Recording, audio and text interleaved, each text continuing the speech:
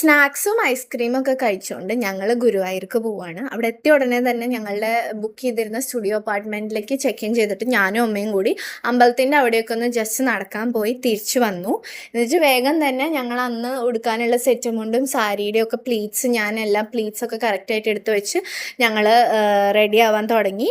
അങ്ങനെ റെഡി ആയിട്ട് ഞങ്ങൾ വേഗം അമ്പലത്തിൽ പോയി. നല്ല തിരക്കുണ്ടായിരുന്നു. 4 മണിക്കൂർ ക്യൂ നിന്നിട്ടാണ് ഞങ്ങൾ തൊഴുതിറങ്ങിയത്. അത്രയും നല്ല തിരക്കായിരുന്നു ശനിയാഴ്ച ആയിട്ട് വരെ. അപ്പം ഞായറാഴ്ചത്തെ കാര്യം ആലോചിക്കാൻ കൂടിയില്ല. ഇത് സെക്കൻഡ് ഡേ ആണ്. രാവിലെ എണീറ്റ് റെഡിയായി ഞങ്ങളെല്ലാവരും കൂടി ഞങ്ങളുടെ പരദേവതയുടെ അമ്പലം ഉണ്ട് അവിടെ.